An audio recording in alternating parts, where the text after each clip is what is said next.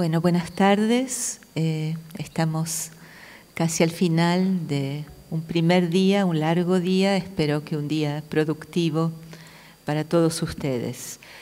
Es un placer para mí moderar este panel sobre el diálogo cultural español y hebreo, inicios medievales y reencuentro moderno.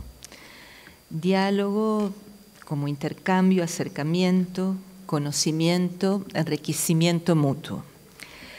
Hispanohablantes y hebreo parlantes nos hallamos unidos por un patrimonio cultural común desarrollado en la península ibérica a lo largo del primer milenio y la mitad del segundo. El objetivo de este panel es referir sucintamente algunos de los trazos del reciente reencuentro entre pueblos y culturas que convivieron en un mismo territorio por siglos, pero que durante largos periodos se desconocieron mutuamente y que en el siglo XX se redescubren para reescribir su historia. Si bien las relaciones diplomáticas entre España e Israel se establecieron tan solo en el año 1986, la presencia de España existió y se incrementó a lo largo de los años previos a dicha institucionalización de las relaciones, y ello, por ejemplo, a través de la literatura. Especialmente la traducción de autores como Cervantes, Lorca, Juan Ramón Jiménez y otros, pero también gracias al estudio de la lengua y no menos a través de la pasión por la música, la danza y el arte español. Desde aquellos primeros avances en el diálogo entre ambas naciones, son muchos los cauces recorridos hasta llegar a los últimos decenios, en los cuales asistimos a un verdadero auge de la cultura española en Israel. Quienes siguen de cerca la vida intelectual y cultural israelí no pueden sino observar que el interés por España y Latinoamérica y el mundo sefardí ha aumentado de manera vertiginosa en dicho período, tanto en escolares, estudiantes, como en la sociedad israelí en general. Y ello se pone de manifiesto no solo en el elevado número de estudiantes que asisten a los cursos de lengua, de literatura españolas, sino también de cultura hispánica y sefardí en las universidades, y también la creciente demanda en la enseñanza secundaria y el aumento de obras literarias que anualmente se traducen al hebreo, del español o catalán. De este modo, la magnitud y variedad de la presencia de España y el mundo hispanoamericano en Israel constituyen un fenómeno singular en el horizonte de la cultura española en el mundo. Este será el diálogo que estableceremos en esta mesa, un diálogo que irá con una cronología inversa. Transitaremos el ámbito diplomático, cultural y académico.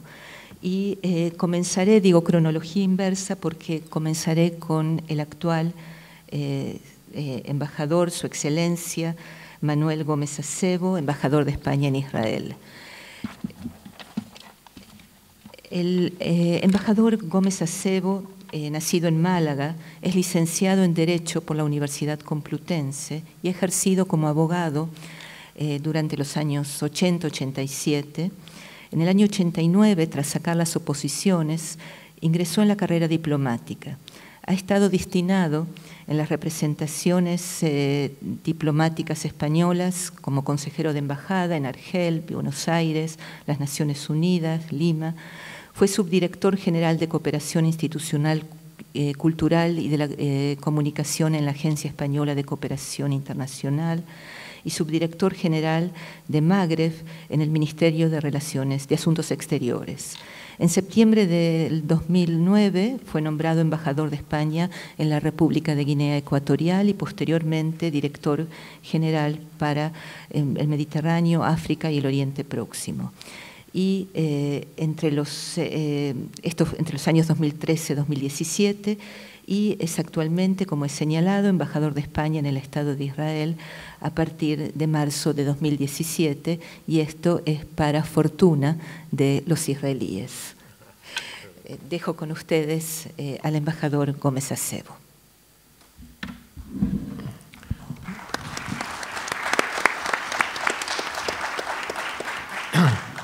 Muchas gracias, querida Ruth. Lo primero que quiero hacer es agradecer la oportunidad que me has brindado y reconocer el enorme, magnífico trabajo que has venido realizando con un empeño personal extraordinario en tiempo, en esfuerzo, en eficacia, pero también en ánimo. Soy testigo porque desde hace ya muchos meses hemos venido hablando de esta realidad ya hoy, felizmente, que es el 20º Congreso de la Asociación Internacional de Hispanistas. Quiero saludar también la presencia en la sala del poeta y ahora director del Instituto Cervantes, don Luis García Montero. También veo entre nosotros al presidente de la Asociación Internacional de Hispanistas y otros muchos amigos. Yo quería ir rápidamente al tema que nos ocupa. También cronológicamente voy a hacerlo al revés. Voy a empezar a hablar un poco de lo más reciente, del establecimiento de relaciones diplomáticas y el preludio cultural entre España e Israel. Y aquí quiero hacer una mención especial que haré luego de otras personas, pero en primer lugar de don José Antonio Lisbona, que también está entre nosotros como el gran especialista y el gran autor en la historia de estas relaciones diplomáticas. Cuando el 14 de abril de 1986 el presidente de Israel entonces, Chaim Herzog, recibió al primer embajador de España en Israel, Pedro López Aguirre Bengoa, le dijo que después de 500 años sea usted bienvenido.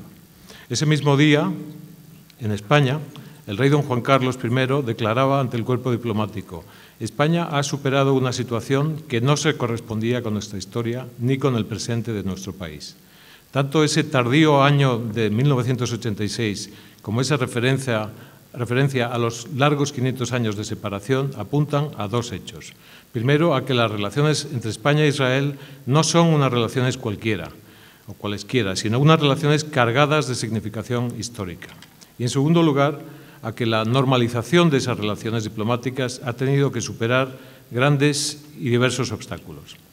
En ese año, 1986, España también estableció relaciones diplomáticas con Albania, pero con todo el respeto para ese hermoso país mediterráneo también, las relaciones entre España e Israel, y esto es lo importante, tienen una significación mucho más profunda, precisamente porque hunden sus raíces en una historia y un legado compartido que se quebró hace 500 años y que, como recordó el presidente Herzog, en 1986 ambos países decidieron traer a la memoria y usar como fundamento histórico y cultural de un reencuentro político, de un desencuentro a un reencuentro. La historia de la España judía medieval, la historia de los judíos de la España medieval, que tanto tiene tanto trabajo y tanto tiene que decir la profesora Viva Dorón, es algo que mis ilustres compañeros de mesa van a tratar a continuación. No menos fascinante es el relato de cómo la memoria de esa historia, de ese legado cultural, se ha mantenido viva durante 500 años a pesar del tiempo, de los conflictos y de la dispersión. El mérito aquí es de los judíos sefardíes. Me permitirán que yo me centre en esbozar brevemente el tortuoso camino, los largos 38 años que transcurren desde la creación del Estado de Israel en 1948 hasta 1986, año en que España e Israel, como hemos dicho, establecen relaciones diplomáticas. Lo que les contaré es una serie de desencuentros, de intentos de acercamiento y de nuevos desencuentros. Pero, pese a las vicisitudes políticas, no hay que olvidar nunca que había una fuerza más poderosa que llevaría irrevocablemente al reencuentro, y es esta, la historia común y el legado cultural compartido. Esa es la fuerza profunda que se mueve por debajo de los vaivenes político-diplomáticos y que no se rinde ni desalienta, porque consciente de su energía sabe que vencerá. Pero vayamos al relato histórico-diplomático que concluye ese 17 de enero de 1986, en que el gobierno español, bajo la presidencia de Felipe González, reconoció el Estado de Israel y ambos países decidieron establecer relaciones diplomáticas. El 14 de mayo de 1948 se proclama el Estado de Israel. El nuevo Estado busca el reconocimiento de toda la comunidad internacional, salvo el de Alemania y el de España. Israel ve a España como un Estado fascista y, pese a no haber participado en la guerra, como un aliado de la Alemania nazi de Hitler. Entre las consideraciones que entran en juego en 1948 está la notable participación de voluntarios judíos en las brigadas internacionales que lucharon contra el bando franquista en la Guerra Civil Española.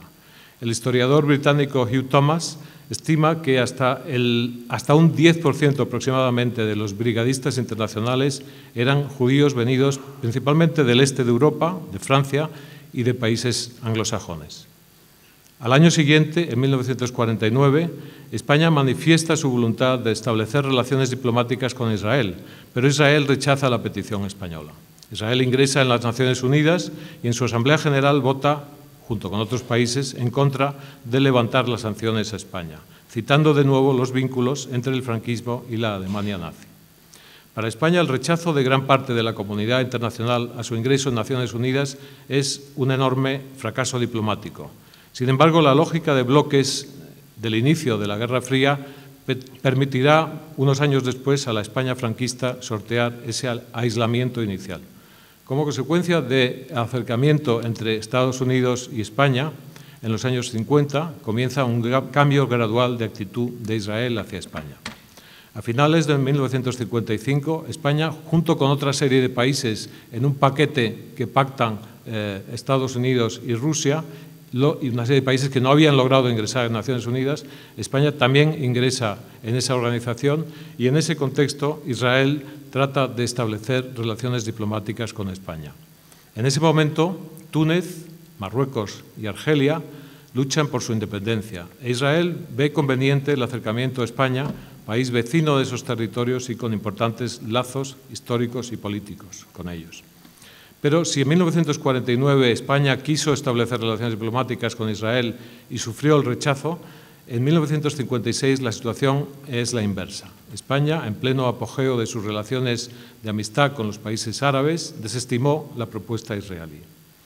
1949 y 1956 son los principales desencuentros, momentos de desencuentro entre esos dos países que debían haberse entendido desde un principio y debían haber sabido apartar las diferencias para hacer valer la historia común que les unía. Pero la historia es la que es y no la que querríamos que hubiera sido.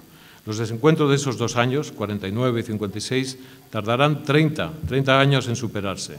No obstante, pese a las diferencias, existen notables casos de colaboración. Por ejemplo, entre 1957 y 1961, el gobierno de España y Israel, el Mossad israelí, colaboran activamente para sacar de Marruecos, a través de Ceuta y Melilla, a 25.000 judíos,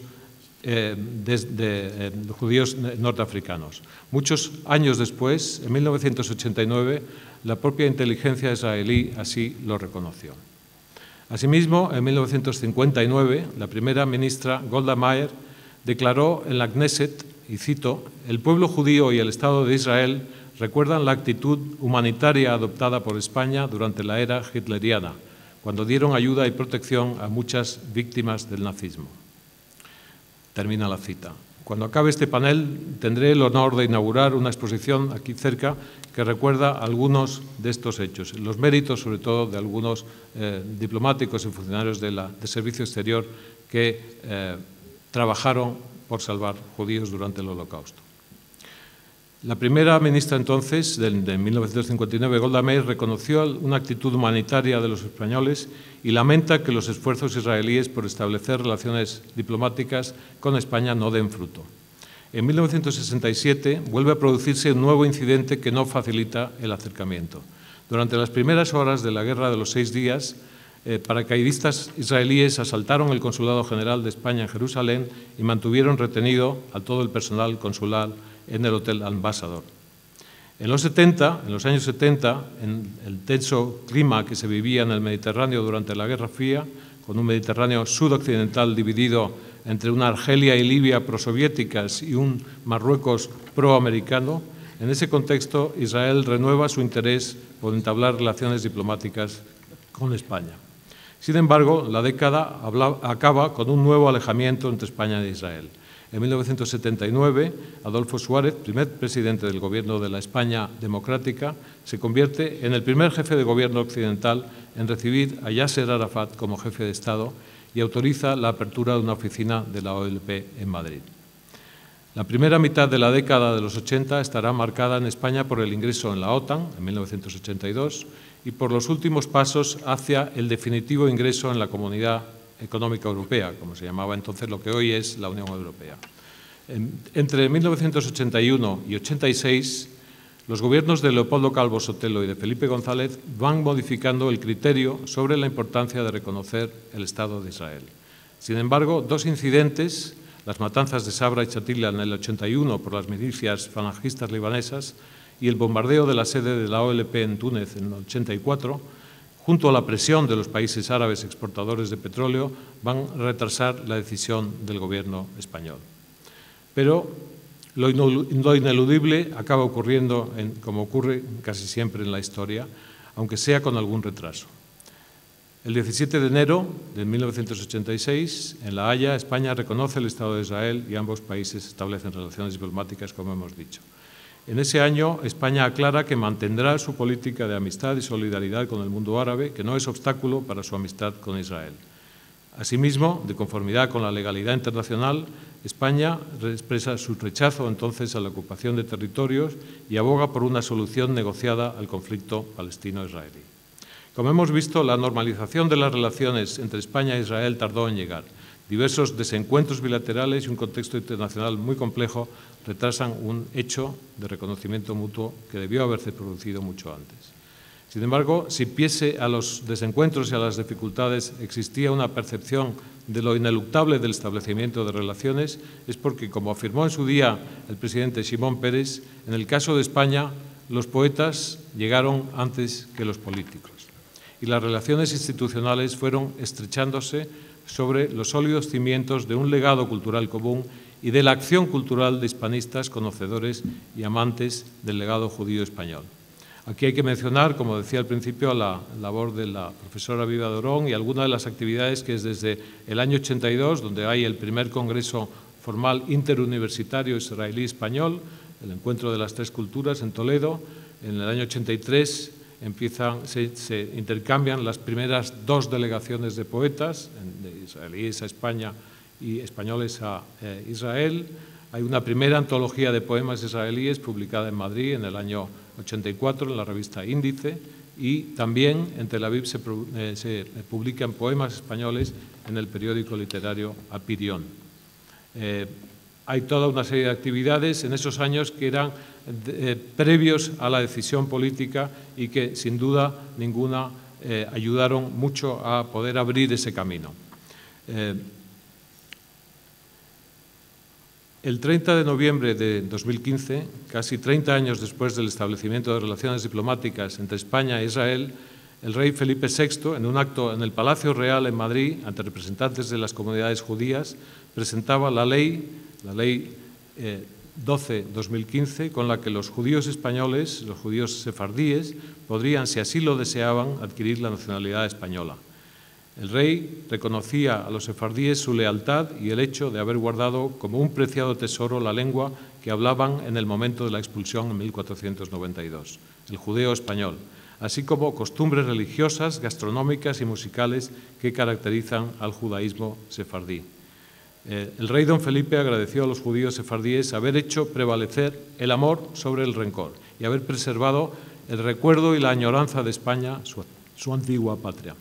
En justo reconocimiento, España abría en ese año las puertas para que los judíos sefardíes volvieran a una casa que es suya, que siempre ha sido suya, pese a los vaivenes políticos y los desencuentros. Hay que citar aquí la labor importantísima que el Instituto Cervantes, no solo de Tel Aviv, sino de todas sus sedes, realiza para hacer posible el cumplimiento de los requisitos de esa ley.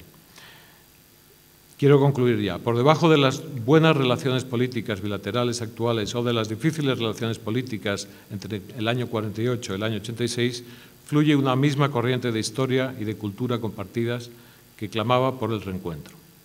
De las iniciativas que se han tomado en estos años, habría que citar también, no voy a extenderme porque están representantes suyos aquí, aparte del Instituto Cervantes de Tel Aviv, que se abre hace unos años, en el año 98. También la creación del Centro Sefarad Israel en España como un centro peculiar, un centro público de relación, de investigación, de rescate de la memoria y de promoción del conocimiento sobre la cultura judía en nuestro país. Son otros dos ejemplos de cómo las decisiones públicas y políticas pueden acompañar las diplomáticas. En su presentación de la Ley de Nacionalidad, el rey don Felipe concluía diciendo con una expresión muy sentida: ¿cuántos hemos echado de menos? Los distintos capítulos de nuestras relaciones políticas tienen un mismo telón de fondo de reencuentro entre dos pueblos y dos culturas que estuvieron unidos en el pasado y que vuelven a estarlo en el presente. Muchas gracias.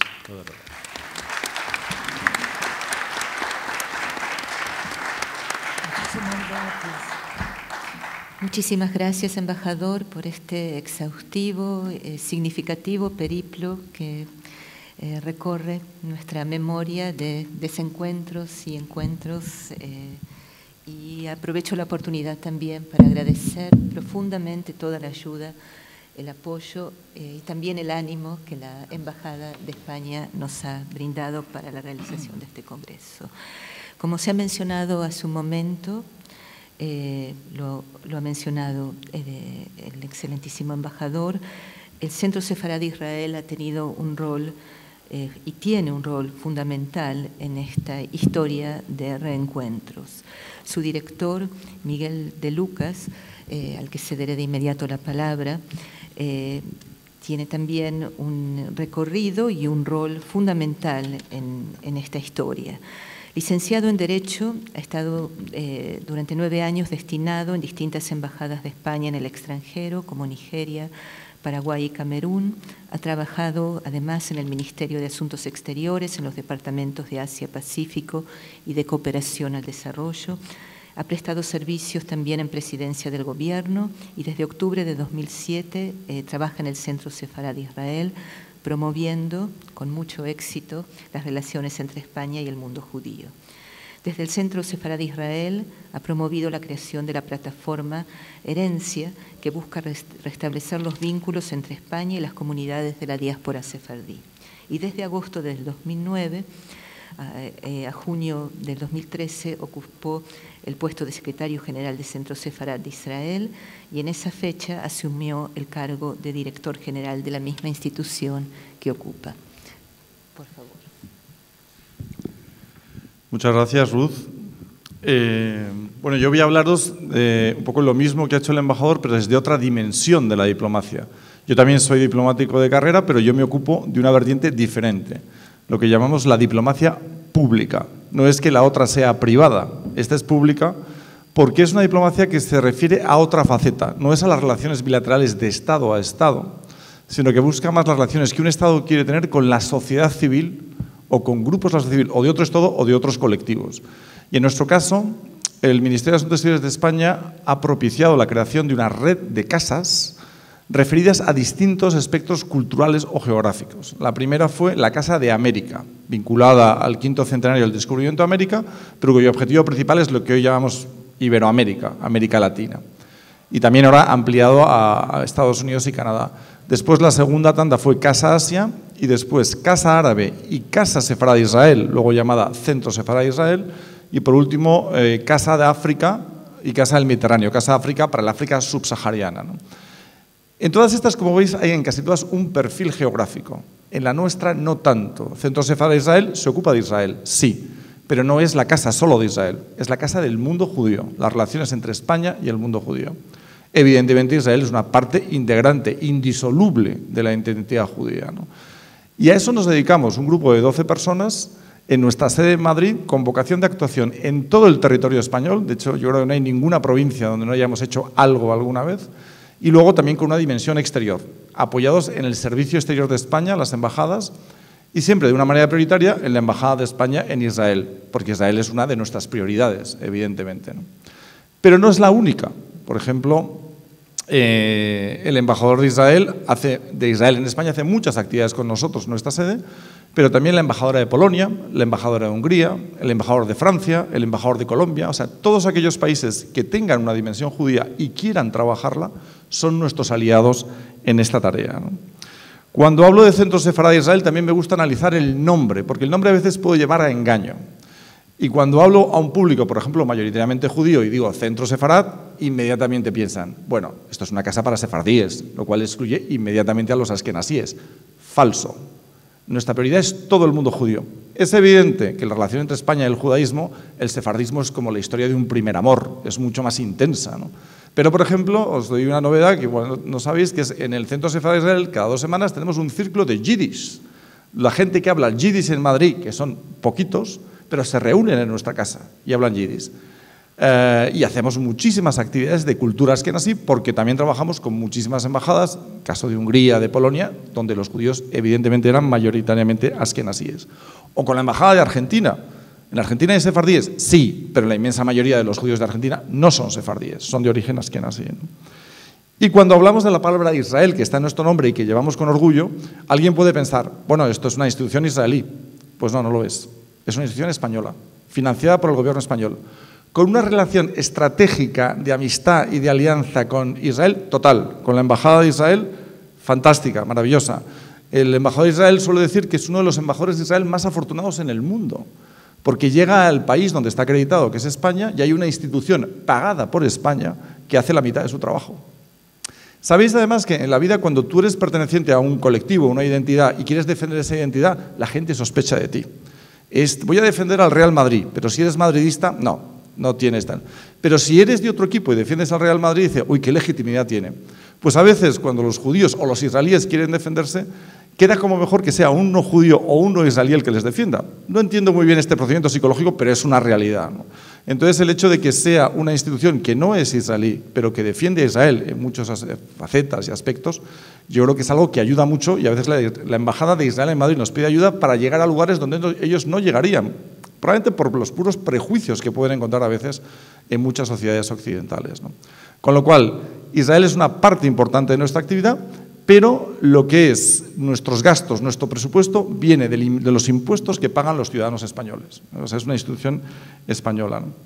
Y también mucha gente viene a veces al Centro Sefarad de Israel y pregunta, ¿a qué hora es el servicio en la sinagoga? Y dijimos, pues le vamos a dar el teléfono de la sinagoga y llame allí. O sea, no es fácil entenderlo, porque la mayoría de las instituciones que en el mundo hacen cultura judía tienen alguna de estas dos características. O están financiadas por los propios judíos o están financiadas por el Estado de Israel, o ambas. Y en nuestro caso, ninguna de ellas. Tenemos también una excelente relación con las comunidades judías de España y con comunidades judías de la diáspora de todo el mundo. Pero insisto en la idea, esto lo paga España. Y así, de esta manera, generamos una imagen, una marca país que es España, un país que tiene un pasado oscuro, innegable en su relación con el mundo judío, del que Israel forma parte, porque quiere y porque le da la gana, dedica una parte de su presupuesto y de su esfuerzo a recuperar un papel en la historia del judaísmo que perdió en su día, no por culpa de los judíos. Yo he tenido el privilegio de viajar a muchísimas comunidades judías en el mundo, principalmente sefardíes, y si hay una comunidad sefardí en la isla de Rodas o en Varna, a orillas del Mar Negro, no es porque los sefardíes se fueran de turismo, es que les expulsamos. Con lo cual, es España la que quiere recuperar ese lugar que perdió, porque ella cometió el inmenso error de expulsar a los españoles. En el momento ese histórico que citaba el embajador en noviembre de 2015 en el Palacio Real, el rey también hablaba de una rama de la nación española que fue injustamente arrancada, ¿no? Yo esa frase que también ha citado el embajador, que me parece absolutamente emblemática del discurso de Su Majestad, el cuánto os hemos echado de menos, la interpreto también en un sentido histórico. ¿Qué España hubiera sido posible si no se hubiera expulsado a los judíos?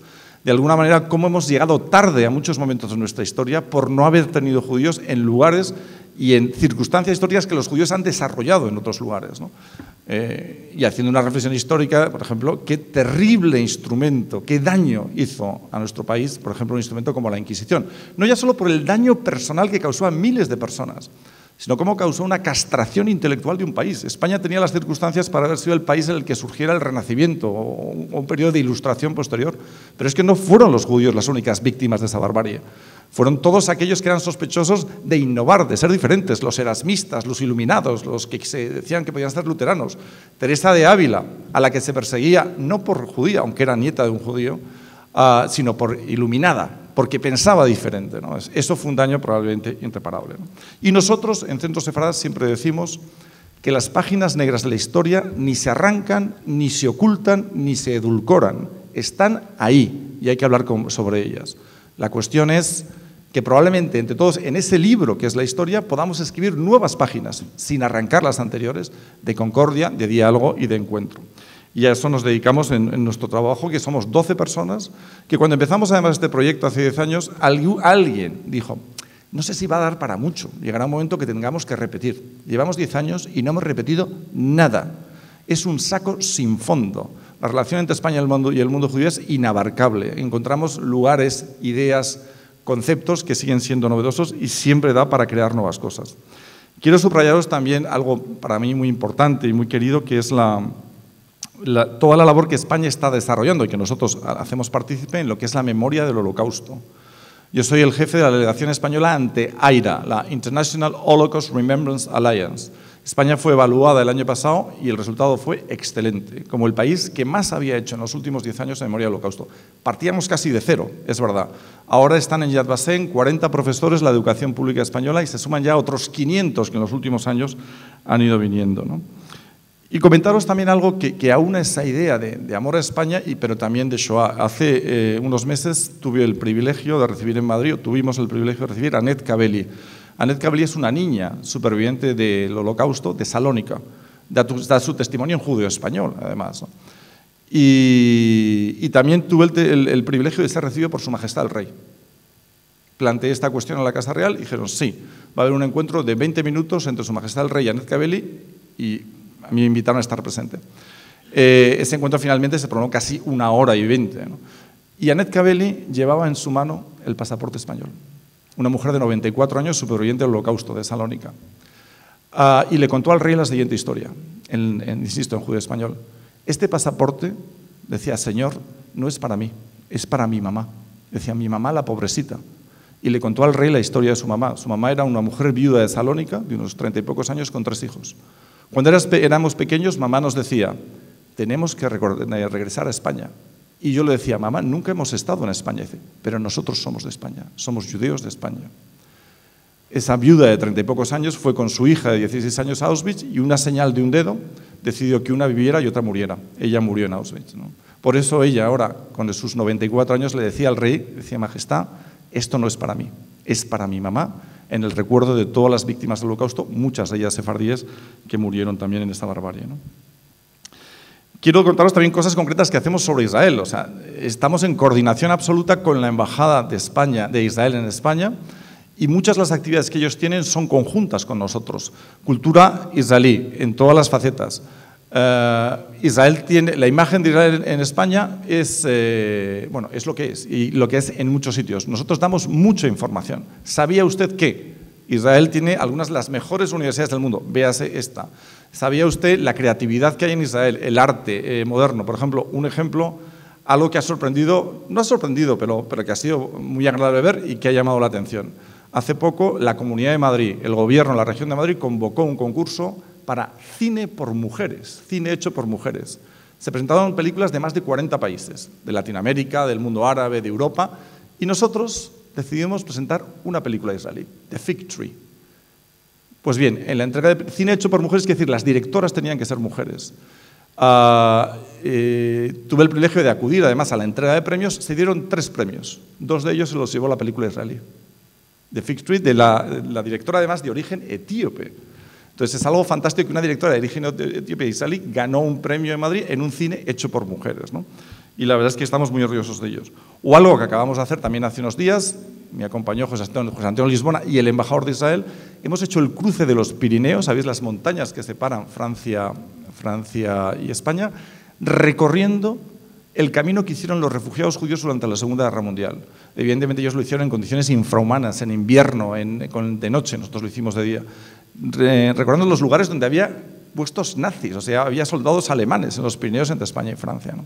Todos estos son ejemplos de una inmensa capacidad de hacer cosas que genere imagen y tejido entre la relación entre España y el mundo judío, y parte de ello, como digo, absolutamente integrante es la relación con Israel. A eso nos dedicamos y lo hacemos con un enorme orgullo y estamos encantados de haber colaborado además con Ruth y con la Universidad Hebrea en esta maravillosa iniciativa. Muchísimas gracias.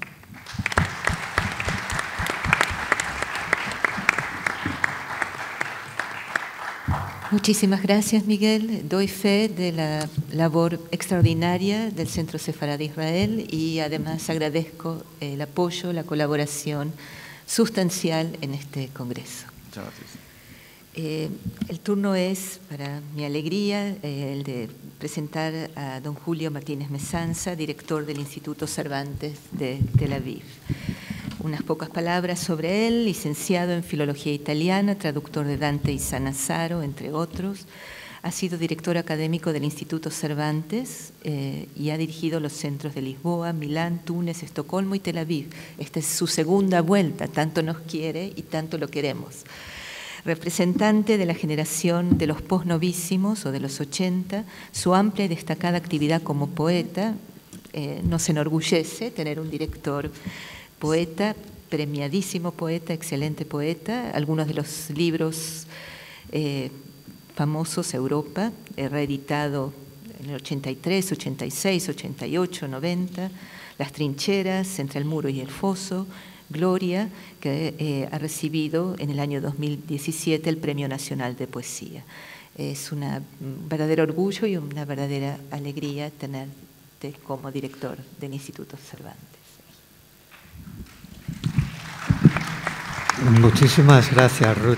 Muchísimas gracias por tu cariñosa felicitación y por tu cariñosa presentación y una felicitación por el maravilloso trabajo que has desarrollado, tú y tu equipo, que habéis desarrollado para sacar adelante con éxito este congreso. Han sido unos meses, sé, muy intensos, lo sé de primerísima mano, pero bueno, los frutos ya se están viendo. Enhorabuena, Ruth. Yo voy a centrarme un poco, como ha hecho Miguel, en la labor del Instituto Cervantes en Tel Aviv, que es lo que conozco mejor. Yo creo que además tanto Aviva como antes el embajador como Carlos tratarán otros aspectos. Yo he preferido ceñirme un poco a la actividad del Instituto Cervantes. Y dentro de la actividad que hemos desarrollado durante todos estos años en Tel Aviv y en Israel, a dos puntos: la relación con el mundo sefardí en Israel y la percepción que se tiene de la cultura española en este país. A los pocos días de incorporarme a la dirección del Instituto Cervantes de Tel Aviv, en el año 2009, tuve el honor de ser recibido por el quinto presidente del Estado de Israel, nuestro muy querido y recordado Isaac Nabón. Aparte de ser en lo personal una experiencia muy gratificante para mí por la enorme altura moral del presidente Nabón y por todo el caudal de memoria y sabiduría que generosamente estaba dispuesto a compartir conmigo, un recién llegado a su vida, esa entrevista fue determinante en lo profesional. Yo sabía de la importancia de las relaciones que el Instituto Cervantes en Tel Aviv había establecido con el mundo sefardí en Israel y que era una de las notas características que le diferenciaba de otros centros en otros países, en los que no existe ese vínculo tan directo no solo con la historia de España, sino con una parte viva de su presente. Lo que aún no sabía y estaba aprendiendo en ese momento es que esas relaciones tenían también un extraordinario componente emocional, del que enseguida me contagié gracias al sincero y emotivo discurso de mi interlocutor. Y ese componente emocional y, por lo tanto, vivo y activo, que siempre otorga un grado más de implicación y, sobre todo, de comprensión, era una de las razones para la existencia, tal vez la fundamental, de un Instituto Cervantes en Israel. También entonces vi qué necesaria era para la conservación de la lengua y del legado cultural de los judíos de origen español la labor de la Autoridad Nacional del Ladino, fomentada entonces por el presidente Nabón y después por la profesora Tamar Alexander. El Cervantes de Tel Aviv ha colaborado siempre de manera estrecha con la Autoridad Nacional. Ha sido, por decirlo así, nuestro socio preferente, como también lo han sido en cuanto a Sefarad y el Ladino los departamentos de las universidades de Beersheba, Bar-Ilan, Haifa, Tel Aviv y Jerusalén. Entre mis recuerdos más entrañables están los ciclos anuales de conferencias realizados en colaboración con la Autoridad Nacional que tenían lugar en nuestra vieja sede de la calle Shulamit. Se dictaban en judeo-español por especialistas en lengua, literatura, arquitectura o música, y a ellas asistían sefardíes de muy distintos orígenes geográficos, de todos los países de los Balcanes, de Turquía, del norte de África, que aprovechaban para conversar en aquellas veladas en la lengua de sus padres y de sus abuelos. Pero no ha terminado ahí con esas conferencias la presencia de sefaraz en el Cervantes de Tel Aviv. A lo largo de un curso cualquiera realizamos numerosas actividades que reúnen a esos mismos hablantes y a un público cada vez más interesado en sefaraz, aunque sus orígenes no sean sefardíes. Ese interés, digamos, externo o interior, coincide con uno de los momentos históricos en el que el ladino judeo-español se encuentra más debilitado como lengua hablada en el día a día. Paradójicamente, el retroceso del ladino como lengua viva está siendo contrarrestado por un creciente interés en él como objeto de estudio lingüístico o filológico. Hay muchos menos hablantes de ladino, pero más investigadores dedicados a su estudio. En ese contexto, creemos muy necesario que la Academia Nacional del Ladino reciba un impulso definitivo. Como en todos los demás centros del Instituto Cervantes, la colaboración con las distintas embajadas de las naciones iberoamericanas presentes en el país aporta riqueza y variedad a nuestras actividades. Aquí en Israel también sirve en muchos casos para acercar al público la creación de autores de origen sefardí o askenazi nacidos en las Américas y que se expresan, por lo tanto, en la lengua de Cervantes. Es otro de nuestros vínculos con el pueblo judío y supone el aporte de muy variados puntos de vista y a menudo un radical cosmopolitismo. En el aspecto puramente académico de la actividad del Instituto, pero como una importante repercusión en las demás áreas, ha sido de relevancia en estos últimos años nuestra implicación, de la que hablaba antes el embajador, en la ley de nacionalidad para los sefardíes. Muchos de ellos se han acercado por primera vez al estudio del español a través de nosotros, y la mayoría de quienes han optado por esa puerta de entrada se han interesado enseguida también por la cultura española más actual y utilizan, en algunos casos de manera asidua, los servicios de nuestra biblioteca. Naturalmente, a lo largo de las 2 décadas largas que el Instituto Cervantes lleva en Israel, el Centro de Tel Aviv se ha encargado, como cualquiera otra de nuestras sedes en el mundo, de la difusión de la cultura en español. Es un tiempo más que suficiente para saber un poco de la percepción que se tiene de ella en Israel, por las abundantes traducciones de textos literarios, los precursores, se ha referido antes la profesora Ruth Fein. Podríamos pensar que el interés por las letras españolas, y no solo por las castellanas, por ejemplo, se ha traducido bastante poesía catalana, se ha traducido a Margarit, se ha traducido recientemente, se presenta dentro de 3 días en el Instituto Cervantes una antología del poeta catalán Àlex Susana. Luego hay un interés general, ¿no?, por la cultura en las distintas lenguas de España. Digo que por esas abundantes traducciones podríamos pensar que el interés por las letras españolas es bastante amplio, interesante, pero creo que todavía hay muchas lagunas. Hay épocas que están menos traducidas, hay grandes saltos, por ejemplo, hay algunas islas de la Edad Media española, incluso del Renacimiento, representadas, pero luego hay algún vacío en cuanto a las letras del Renacimiento y del Barroco, pero bueno, yo creo que es una labor de muchos años, ¿no? El hispanismo israelí es muy fecundo, pero se necesitan muchas manos de traductores para alumbrar al final todos la traducción de todos esos textos, ¿no?, que sería necesario llevar a imprenta. Nosotros hacemos todo lo que podemos, colaboramos con las universidades locales, hacemos nuestros propios seminarios de traducción, algunos con una larga tradición ya en el país. Exacto. Hemos participado, como no podía ser de otra manera, en todos los seminarios y congresos sobre historia y literatura clásica o contemporánea, española o hispanoamericana, organizados por las universidades de Israel. Mi director se refería esta mañana al primero, ¿no?, de la Asociación de Hispanistas de Israel, que yo recuerdo con tanto cariño y que quedó muy bien también por el buen hacer de la profesora Ruth Fein.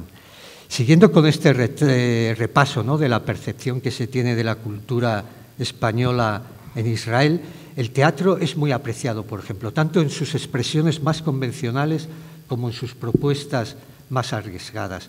Hay un interés sobresaliente por la música contemporánea española, también por el arte español contemporáneo. Lo sabemos nosotros muy bien, lo sabe la Embajada también, por las peticiones que nos hacen de colaboración para presentar a artistas contemporáneos españoles o a música contemporánea española, que convive, por ejemplo, con una muy difundida afición al flamenco, con sus consolidados festivales y sus más de 20, el embajador también lo sabe muy bien, escuelas repartidas por todo el país. En cuanto al cine, más allá de los grandes nombres, el israelí es un mercado en el que no entran fácilmente las producciones españolas, aunque esto es algo propio de numerosos países. En cualquier caso, para el encuentro de dos sociedades, nada es de desdeñar. Y en ese sentido, formas globalizadas de cultura como la gastronomía y sobre todo el fútbol han hecho mucho en los últimos años por el conocimiento de España en Israel. Como no intervine en primer lugar, Ruth Fein habló ya de lo que yo iba a hablar en el cierre de mi intervención, pero yo creo que tú lo has explicado muy bien entonces. Ben-Gurión empezó a estudiar español para leer el Quijote en la lengua original. Quizá entre los cientos de miles de seguidores de la Liga, así con mayúscula, ¿no?, la Liga, como se la conoce en Israel, que hay en Israel, algunos se animen a aprender español para saber más de sus equipos a través de la prensa deportiva española, que al menos para mí también cumple una muy importante función cultural. Muchas gracias.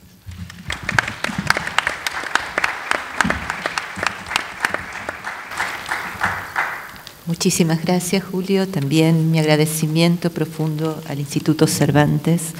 El Instituto Cervantes General y el de Tel Aviv es un rol fundamental para el acercamiento entre nuestras culturas y también somos muy afortunados por tenerlo.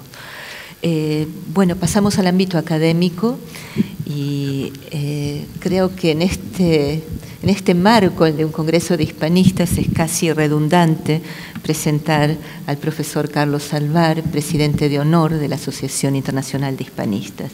Diré algo muy breve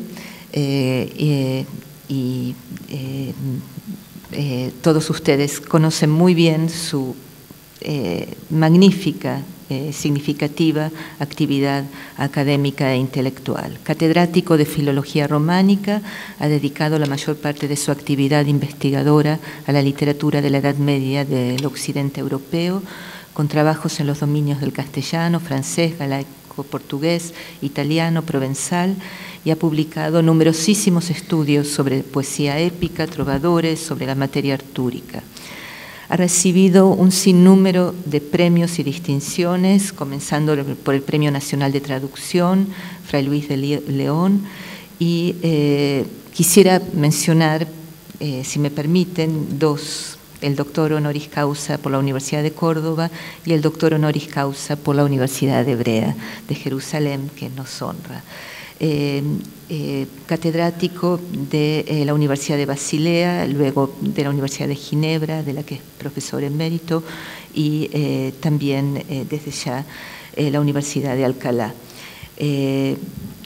dirige la revista de literatura medieval, la revista poética medieval, y es presidente de honor de muchas sociedades como la Sociedad Española de Literatura General y Comparada y de la Asociación Internacional de Hispanistas, como lo he dicho, director del Centro de Estudios Cervantinos de Alcalá de Henares, y es que ahora tiene también otra ramificación en la Universidad de Alcalá, y por supuesto director de la gran enciclopedia cervantina.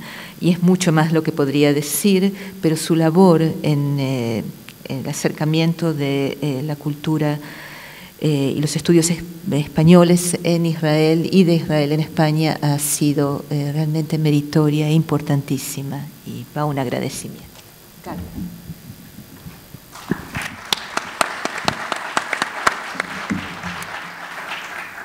Muchas gracias, Ruth. Es una amiga. Todo lo que voy a contar es otro punto de vista de lo que se ha explicado aquí. Hemos oído cuál es el punto de vista la realidad, además, de la diplomacia política. Hemos visto lo que ocurría otro tipo de diplomacia, como es la que lleva a cabo el Centro Sefarad de Israel. Hemos oído algo de la rica actividad del Instituto Cervantes y en un caso la narración del señor embajador ha terminado el 17 de enero del 86, las otras han empezado un poco más tarde. ¿Y qué me queda a mí por contar? Bueno, yo lo único que puedo contar son las cosas que yo he vivido, que yo he conocido. Y como casi todas las cosas tienen un principio, ese principio también suele ser caótico. No se sabe nunca por qué empieza, por qué continúa y por qué sigue siendo un caos en la vida a la que uno intenta ponerle orden. Y la verdad es que cuando ya uno ha cumplido años, ya el orden da lo mismo. El caso es poder vivir con cierta dignidad y que no te pille el toro en cualquier San Fermín de los que hay por el mundo. Casi todo es mezcla de tinieblas y de luz. Y así fue aquel comienzo. Todo empezó en mis tiempos de vicerrector de la Universidad de Alcalá, entre 1991 y 1999. Tampoco sé por qué yo fui vicerrector. No se crean que yo nací para ser vicerrector. Yo estaba en Alemania, o sea que no tenía ninguna idea ni ningún deseo de ser vicerrector en el año 91. Quizás empezó un poco antes, a finales de los años 80, estamos hablando de 1989 o 1991, y cuando la profesora Aviva Doron en el Levinsky College de Tel Aviv organizó un coloquio y me invitó. Todavía sigo pensando por qué, pero me invitó. Yo no conocía de nada a la profesora Doron. Sí, me sonaba lo de Levinsky, pero no necesariamente por el College de Tel Aviv.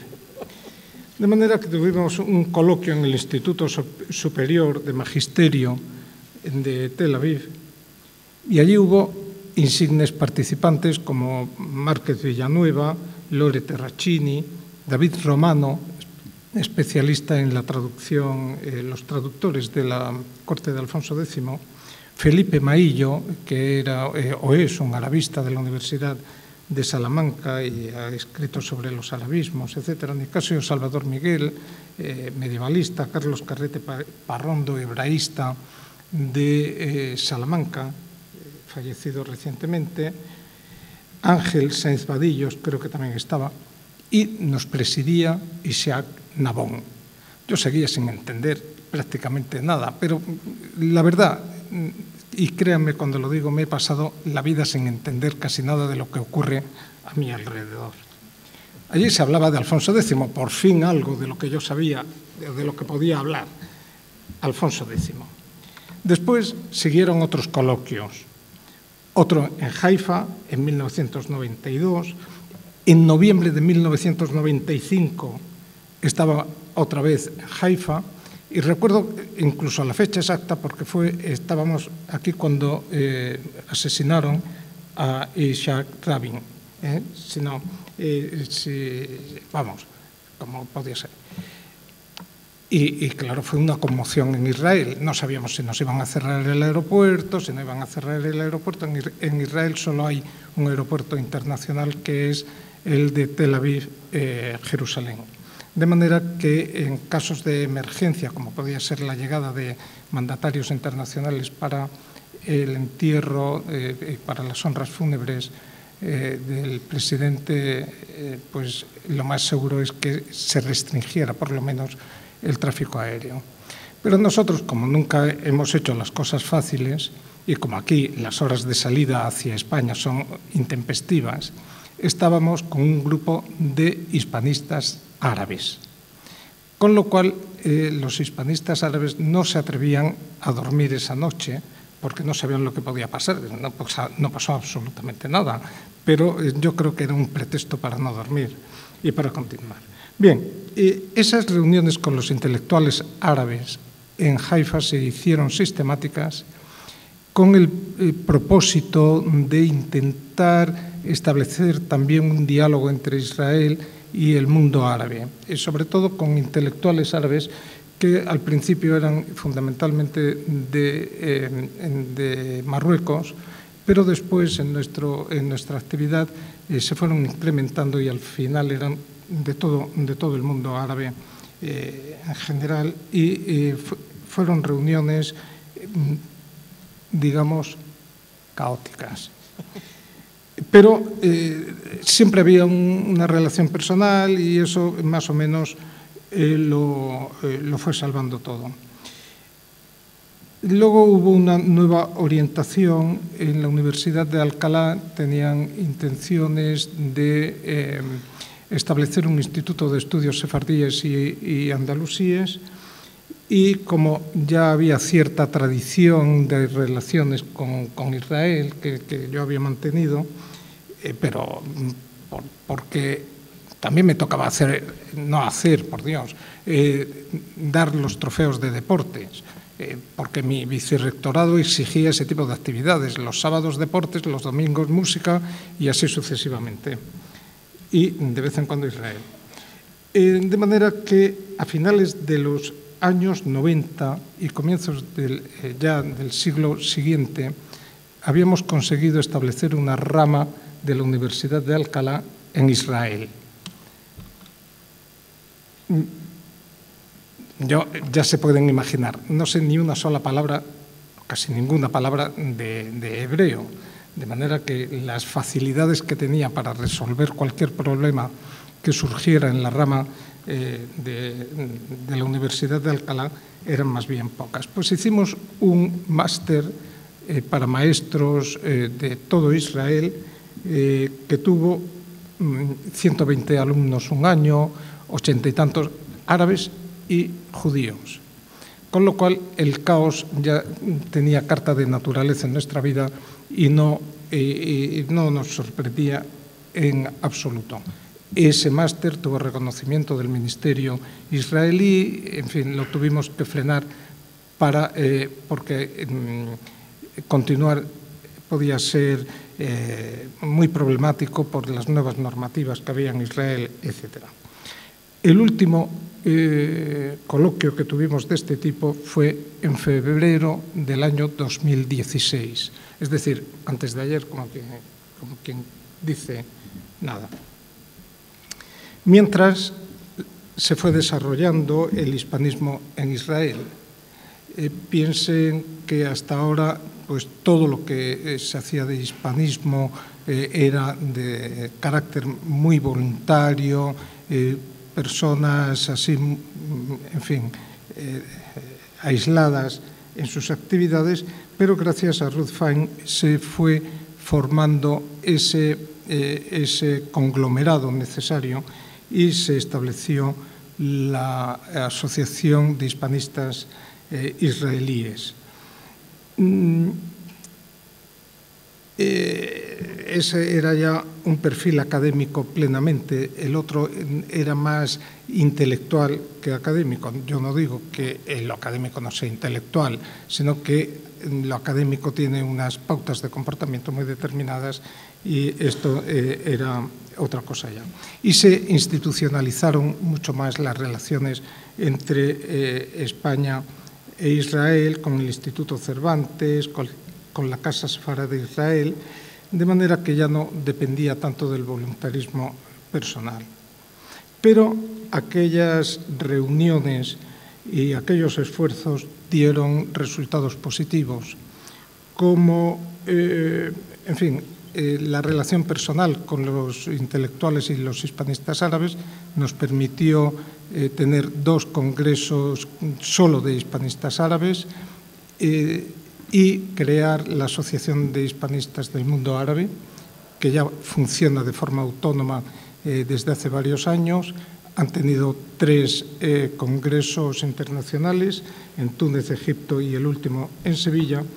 Y se ha producido la sensibilización, creo yo, en la Universidad Española acerca de las relaciones entre España e Israel y, sobre todo, se ha dinamizado en gran medida una relación ya que absolutamente normal con los hispanistas de Israel y los hispanistas del mundo hispánico. Este congreso sería ya el último eslabón en esa cadena larga de relaciones entre los hispanistas del mundo hispánico, los hispanistas de la Asociación Internacional y el mundo israelí. A mí, personalmente, me han quedado 2 amistades, la de Ruth Fine y, sobre todo, la de Aviva Doron. Aviva Doron ha sido la gran dinamizadora de la actividad,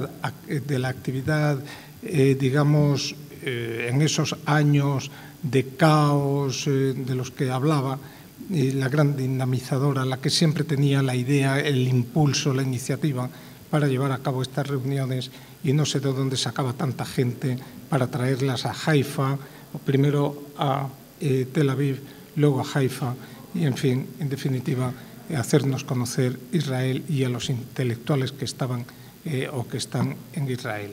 De manera que yo aquí quiero darle las gracias a Aviva Doron por su participación en estas relaciones, a Ruth Fine por haber organizado el Congreso y tenernos aquí, y a todos los que han participado en la mesa por habernos echado esta mano que nos han echado para que ya el caos quede perfectamente restablecido en forma de orden y dinamismo. Muchas gracias.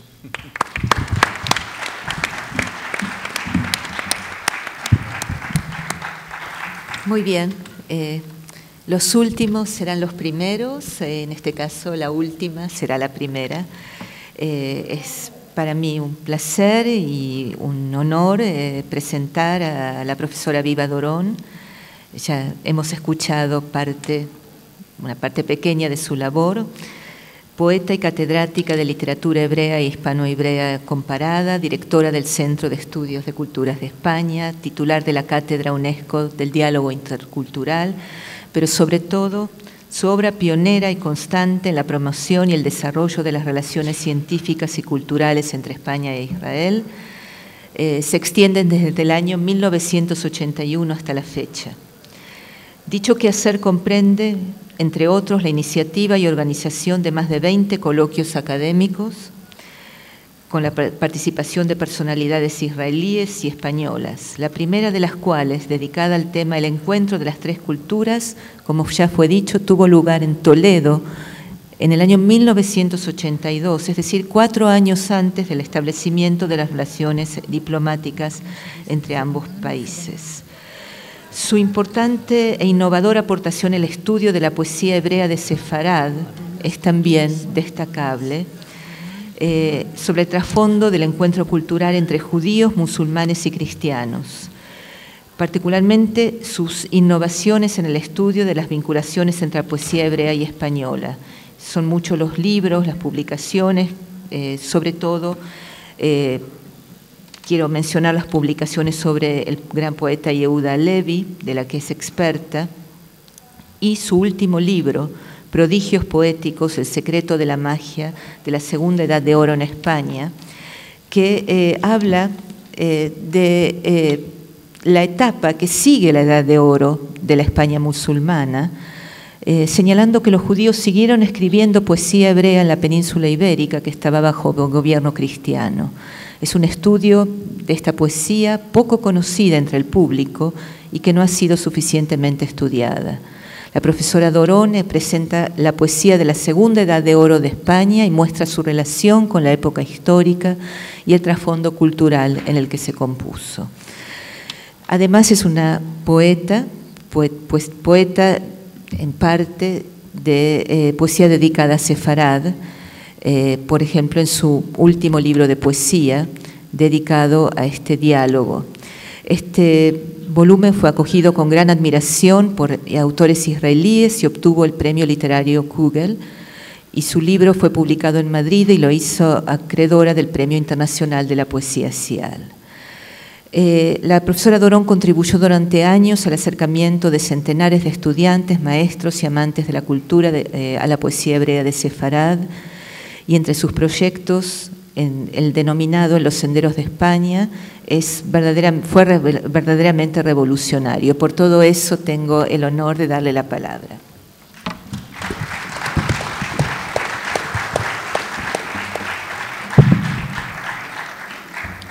Muchísimas gracias. Ahora voy a hacer como que he visto en muchas películas, que no voy a leer, voy a hablar según tantas palabras importantes y como soy la última. En primer lugar,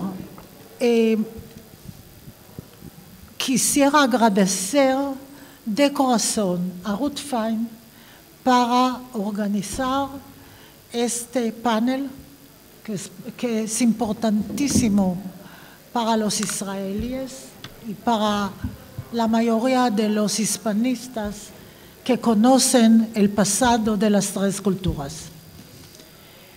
Y a los colegas aquí que han hablado y me han mencionado, y agradezco, no tengo más palabras.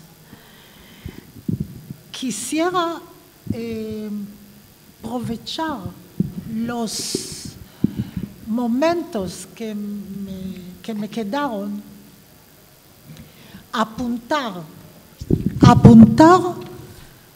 ideas importantes de mi punto de vista, sin contar historias o sin leer un artículo, porque siempre el artículo es parte. Hay un artículo que a punto de salir en España, en Salamanca, en libro homenaje a Carlos Carrete, querido amigo, que era el primero de los hebraístas en el Congreso en 82 y no está con nosotros, y quien quiere profundizar en el tema que ha mencionado Ruti y ha mencionado Carlos, algo de mi trabajo, ahí podráis encontrar pruebas del diálogo hebreo y español que ahora voy a explicar por qué es nuevo, por qué es una novedad. Punto primero de mi visión: la cultura es más que todo.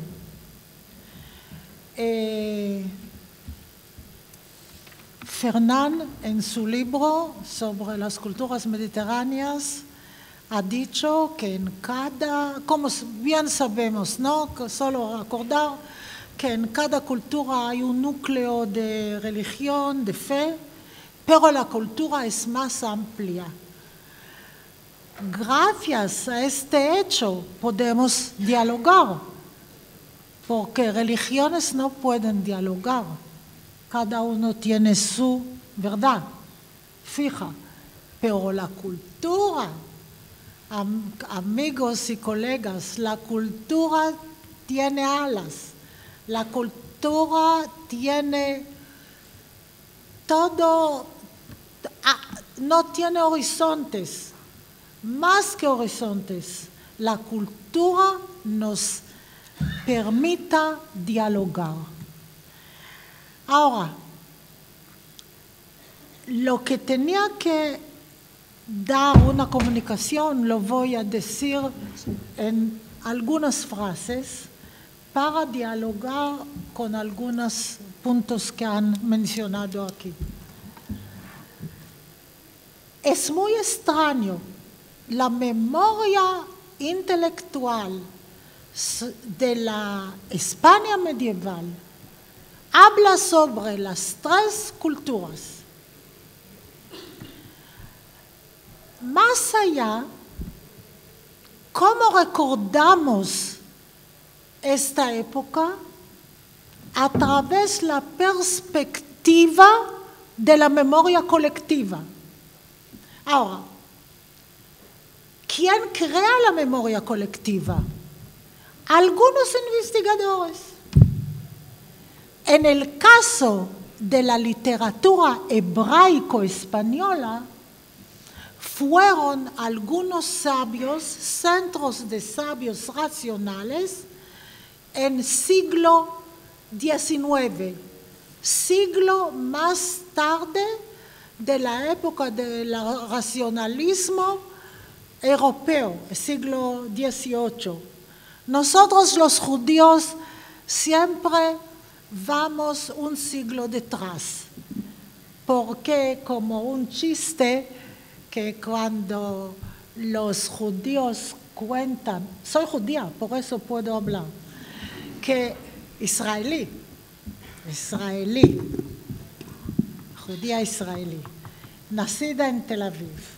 Mis padres vinieron de Rusia, 18 años de edad, no tenían nadie aquí, idealistas, y en esta casa he tomado el idealismo para contribuir en buena voluntad toda mi vida a proyectos. Pero está bien. Y mis padres, cuando hablo de mi padre, ya, ¿me llamaste que a la cultura? ¿Dónde estaba? Carlos, ¿me ayuda? ¿Qué ha dicho? ¿Cómo? Sí. Cuando, bueno, perdóname, la hija de padre, cuando menciona a mi padre, ya olvido. Entonces, la memoria, ¿quién ha fijado cómo han creado? He dicho, ahora era autocrítico que los judíos siempre un siglo detrás, que soy judía de padres, bueno, aquí estoy. Y como se dice el chiste, que algunos judíos en una ciudad pequeña en Polonia han recibido un reloj, han contado todo a la hora de 12. Toda la comunidad ha llegado y han contado 1, 2, 3, han llegado hasta el 11. Han llamado el técnico del reloj. ¿Qué has hecho? Tenemos solo 11 y necesitamos como Big Ben 12. Han muestrado que han hecho. El técnico, riendo, contentísimo, ha dicho, vamos a ver, ahora vamos a arreglar el reloj a la hora de 12. Y vosotros, como antes, vais a contar con el, ¿cómo se llama? El gong. 1, 2, 3. Solo os pido una cosa. Cuando hay el primer gong, que no digáis, oh, 1, 2, 3. Este oh judío, porque aquí faltamos el primer gong. Es decir, siempre los judíos dicen oh y luego vamos a hacer. Así ocurrió cuando Europa ha pasado la época del racionalismo, el siglo XVIII, nosotros hemos hecho O, y el siglo XIX llegaron los sabios racionalistas. Ellos fueron los primeros de investigar la poesía hebraico-española. Y ahora en breve, resultó que estaban enamorados con la época primera, es decir, la época andalusí musulmana. Ignoraron totalmente de las 3 siglos que los judíos crearon una poesía fantástica, paralelamente la Cábala, paralelamente pensamiento judío muy elevado en Toledo, Barcelona, Gerona, Aragón. Ignoraron totalmente y así se creó la memoria colectiva que recuerda solo el encuentro de los judíos y árabes. Y nadie, pero nadie ha preguntado qué pasó después. Después, es decir, fines del siglo XII, todavía 3 siglos antes el hecho que España se convierte a una Reinhud sin pluralismo, porque era pluralista. Podéis ser muy orgullosos, no culpa. 8 siglos de pluralismo. Ahora, los 3 siglos nadie ha preguntado, ni mi profesor, ni mis colegas, y resulta que solo, y así no hemos hablado a los inicios del diálogo entre la literatura española y la hebraico-española, porque nadie preguntó.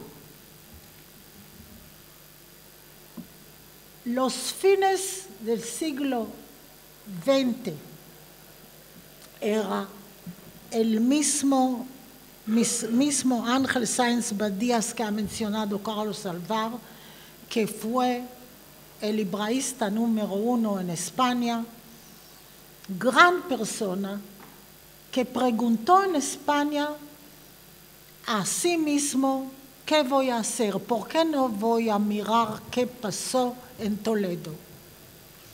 Y al mismo tiempo, perdóname que hablo sobre mi trabajo, aquí en Israel, paralelamente, he preguntado qué pasó después. Toda mi universidad me han mirado en una vista que yo me escapé a España más veces, porque no han gustado. ¿Y por qué? Vamos más a profundizar. Los primeros eruditos que empezaron la investigación, los judíos racionalistas, investigadores, llegaron a Israel de Rusia, Polonia, han pasado Rumania, han pasado los pogromos, ¿cómo se dice en español? Pogromos, y no querían ni escuchar sobre diálogo con los cristianos. Pero yo nací aquí. Yo nací aquí. No tenía miedo de los cristianos, no entendí por qué. Y yo, con mis estudiantes, empezamos camino paralelo a Ángel, y lo ya ha mencionado Ruth. Ahora, el resultado, la última, no voy a describir todo el camino, pero la consecuencia, el resultado es que se puede decir que los inicios, el título de este panel, los inicios del diálogo hebreo, porque los poetas hebreos en España han escrito en hebreo, soñaban en español, amaban en español, hablaban en la calle español, sí, pero escribían en hebreo de la Biblia, exactamente. Y estaban tan abiertos a los géneros literarios, el Mester de Clerecía, Mester de Juglería, las cantigas líricas de Alfonso X el Sabio, también a la poesía trovadoresca que han llegado los trovadores a la corte internacional de Alfonso X, y ahí en Toledo, el capital del Castilla la Nueva, empezó el diálogo hebreo-español. Nosotros en Israel somos hispanistas, cada profesor y profesor hebreo que enseña literatura hebrea es hispanista porque enseñamos las creaciones, es obligatorio, parte de nuestra agenda. Los poemas escritos en España, de Yehuda Leví, el pensamiento de Maimónides, somos hispanistas en hebreo. Y se puede hablar más, pero no tengo tiempo. Casi quería decir al principio que tengo 10 minutos, 1 minuto para cada siglo.